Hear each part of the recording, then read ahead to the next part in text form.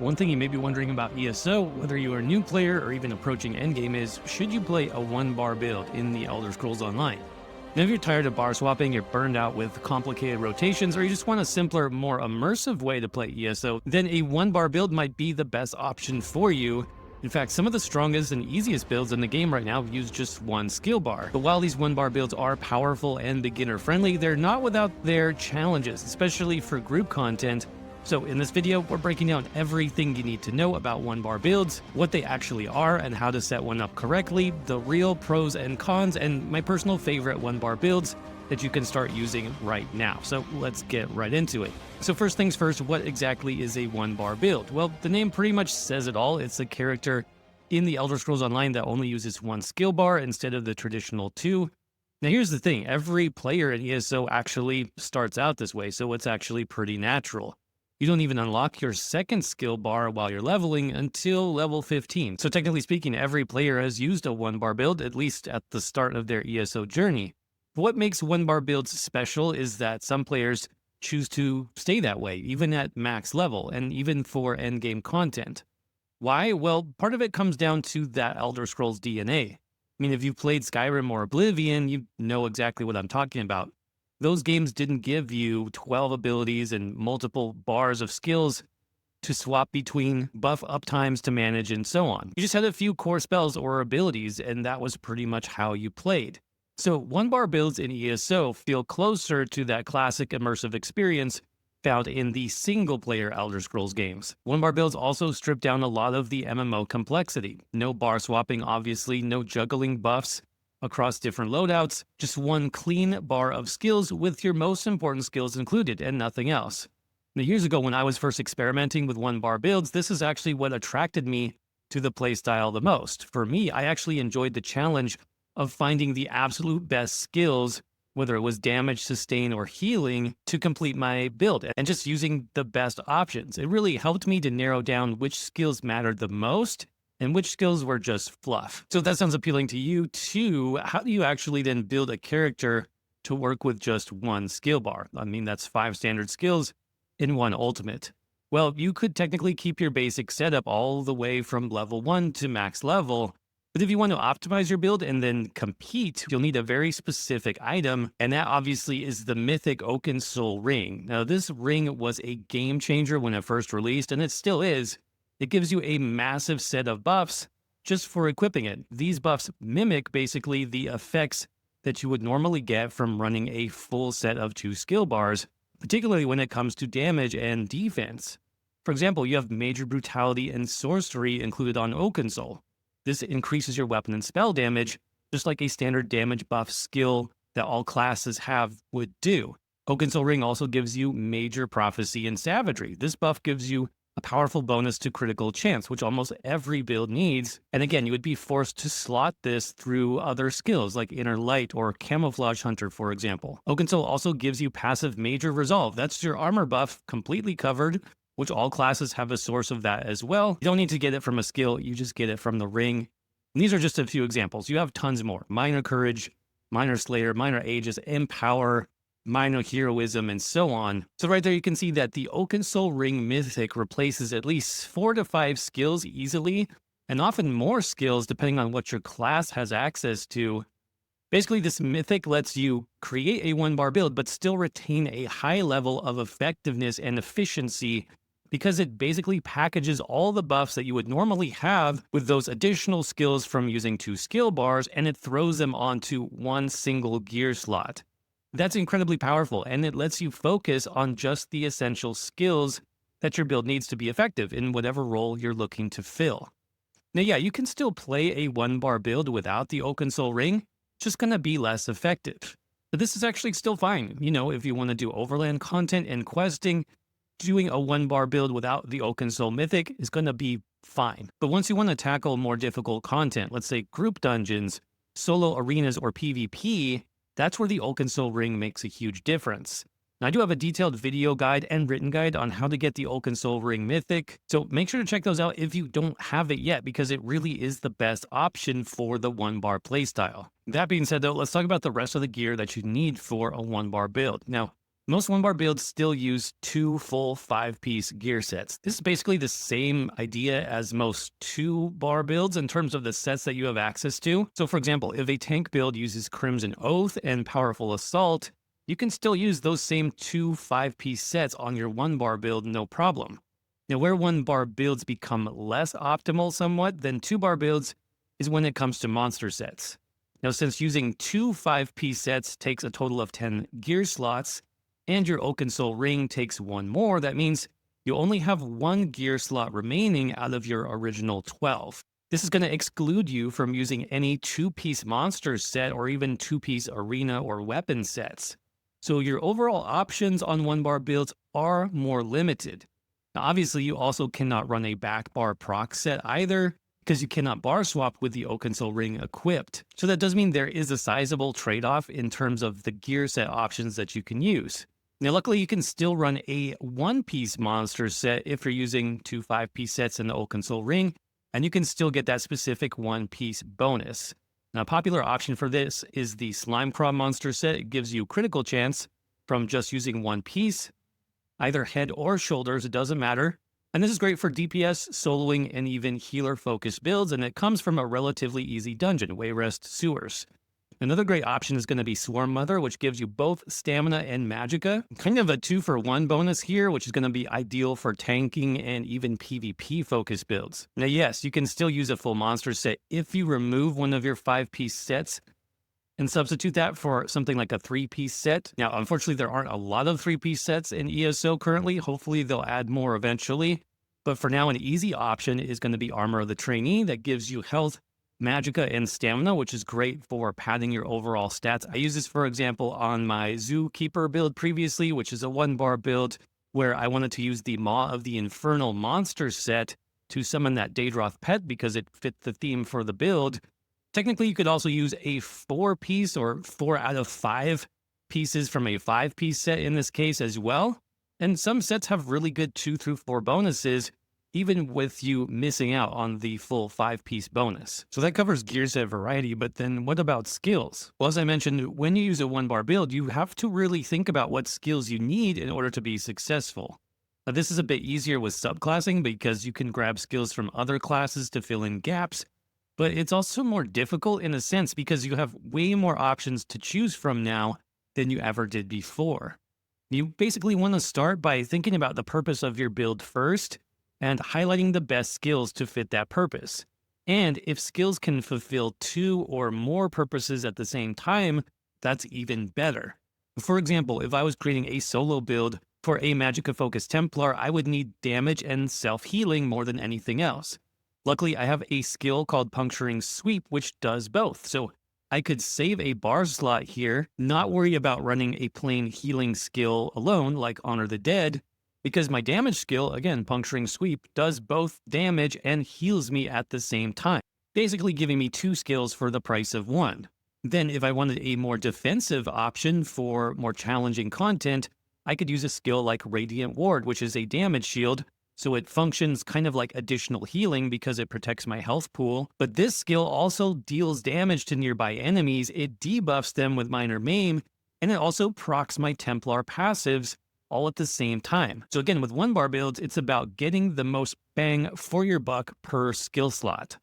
And if you're interested in learning more about how I create builds like this, I have a whole build guide series called the ESO Zero to Hero Build Guide, which you can check out. I'll link to that down below. But now that we've talked about builds and theory crafting, what are the real actual benefits of playing 1-bar builds? To me, the main benefit is simplicity. You're simply running fewer skills and without bar swapping. This means there's no clunky transitions, no trying to remember which skill bar has which buff.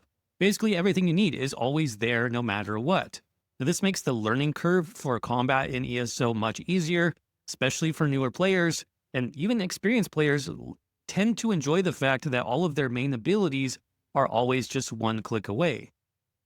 This tends to make even more challenging content easier because you're focused less on finding the right skills and you have more attention that you're able to focus on boss mechanics and what's actually happening during combat. Now, to me, 1-bar builds are also just a lot more immersive. I mean, if you're a fan of classic Elder Scrolls RPGs, this might make the game feel more like Skyrim and Oblivion, more focused and less like managing buffs and debuffs.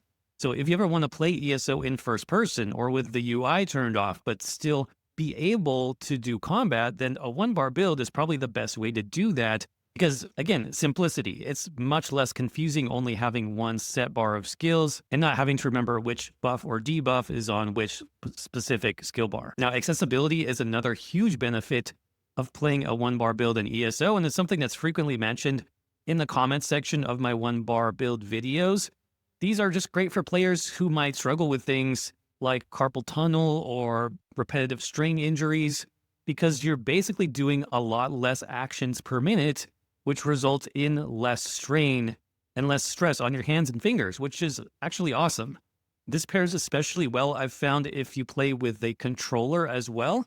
Whether you're on console or even on PC players can use controllers also. From my experience using a controller, it's really not built for bar swapping unless you have a super fancy controller with extra buttons, of course. And even if you do, the overall strain is going to be way less on these one bar builds than using 2 full skill bars and constantly swapping bars every few seconds. Of course, now thanks to the Oakensoul Ring Mythic, as we talked about, you're going to get a lot better buffs for your build too, that are just passively on your character. So your power level, if you're using the Oakensoul Ring, is also going to increase in most cases. In fact, some of the buffs that you get from the Oakensoul Ring can only be obtained from things like trial sets. For example, Minor Slayer giving you more damage against dungeon and trial bosses, that's also on the Oakensoul Ring, as is Minor Aegis, which reduces your damage from those same bosses. And buffs like Heroism, for example, that gives you faster ultimate generation, and it's really only found on like a few specific skills in the game, or by using, expensive heroism potions. So for a lot of builds, a one bar setup using Oakensoul is actually an upgrade. Now, I do want to talk a little bit about challenges here, because one bar builds do come with some challenges that you need to know about. First and most obvious is that you only have 5 active abilities in one ultimate. That's it. So as we talked about, there are trade-offs here, and you need to think about these for your character and for your playstyle. I mean, do I include a shield skill, or can I run more damage? Do I drop my heal to make room for better sustain? I mean, you're always going to be sacrificing something. And again, some people like myself actually enjoy the challenge of that, of figuring out which skill is best for each build or situation. But on the other hand, if you're not a fan of losing something and making a sacrifice, and you always want to be, prepared for every single situation, then a one bar build might not be the best option for you. Now, this tends to affect tanks and healers the most. So if you're trying to play a one bar tank, for example, you may not be able to run all of the specific buffs and debuffs that your group needs. You need a taunt, obviously. You probably need some sustain or healing for yourself in case of emergencies. So with that, you're already down 3 out of your 5 skills.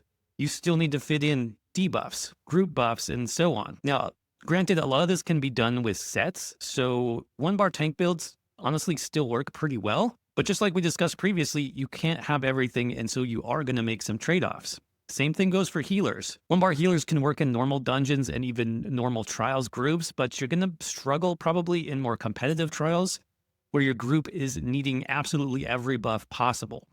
But that brings us to the biggest challenge, I think, for one bar builds of all, and that's the stigma around using one bar builds in group content. Now, whether you like it or not, some players in ESO are going to look down on one bar builds, still even now. In competitive trials or dungeon hard modes where other players in the group might expect all the possible buffs, one bar builds just can't provide the same support or damage, for that matter, that 2 bar builds can. That's just the honest truth. Your potential ceiling is going to be lower than a fully optimized 2 bar quote meta build. But for 95% of the game, including solo content, questing, overland, arenas, normal dungeons, and trials, and even some veteran content, one bar builds can do everything needed to complete that said content. Again, it's really only the top 5% of competitive trials and hard modes where one bar builds will be a problem, won't be effective enough to do what those groups need to do. But as long as you keep this in mind and tailor what content you are taking part in to your build, you're going to have no problems whatsoever. Now let's wrap this up with some of my favorite one bar builds that are absolutely crushing content right now. All of these have full written guides available on hacktheminotaur.com. Just Google Hack the Minotaur 1-bar builds and you should be able to get those no problem. Some of these even have video guides on my YouTube channel. I'll try to get those linked down below as well. Number 1, we have the Heavy Attack Sorcerer 1-bar build. This one is a classic. It's been around for years at this point, even before the Oakensoul ring. But the Oakensoul ring does make it extra easy because you get all of your damage and armor buffs for free, passively. And even more important is you get the Empower buff, which has only a few sources in-game, mostly by casting Mage's Guild abilities, but you also get that passively from slotting Oakensoul. This buff is really important for heavy attack builds because it increases heavy attack damage versus monsters. With all those buffs accounted for, you can basically slot some Sorcerer pets to get more passive damage, and then Hardened Ward for a damage shield, and have great defense and offense at the same time, with very little skills to manage. You could even slot Critical Surge here simply for the passive healing. And so this is basically the ultimate easy mode build if you want a rotation that's only a few clicks that can still put out very good damage numbers with a lot of survival, which is going to be great obviously for soloing especially. Next up is the 1-bar Stamina Arcanist build. This one also great for solo content, but puts out a surprising amount of DPS as you can pretty much stack all damage sets thanks to the built-in protection and healing you get from your skills. That includes Cephalioc's Flail combined with Pragmatic Fate Carver. I also recommend using Recuperative Treaties here to stack your Crux faster.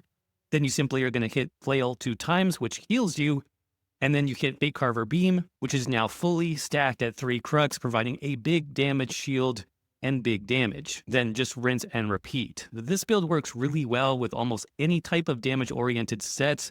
Even crafted sets like Order's Wrath or the new Tideborn Wildstalker set do extremely well here, as these buff your critical chance and critical damage or your direct damage versus monsters respectively, and Fate Carver was recently changed to deal direct damage. Even if you have older sets like Deadly Strike, that's going to be great here too because that one buffs channeled abilities, and guess what? Fate Carver is also a channeled ability. So there's really no way to go wrong here in terms of sets. The combat is extremely simple, and you have built-in healing and survival as well. Now for group content, including normal dungeons, some bet dungeons, and even some normal trials, I love the 1-bar Arcanist tank. The Arcanist basically has what I think are some of the best tanking skills in the game currently. That includes Runic Jolt, which is the only class-based taunt and can be used in melee range and up to 20 plus meters, making it super flexible. I also love the combo here of Crux Weaver Armor, which generates Crux and debuffs enemies with Minor Breach, combined with the Spite Ward damage shield. This shield heals you and it's completely free to cast once you have 3 Crux stacked, which you get passively from using Crux Weaver Armor. Again, 1-bar builds are all about building synergies and making things as simple as possible. If you could just round out the build with some other useful skills like Razor Caltrops for AoE Major Breach, so your group does more damage, and then Silver Leash to pull in enemies. But one of my favorite 1-bar builds of all time is the original God Mode Magicka Templar, which I created years ago on this channel. This build is ultra simple, leaning on one of the best damaging skills in the game, which we already talked about. That, of course, is Puncturing Sweep, which deals AoE damage and heals you back for a % of the damage done.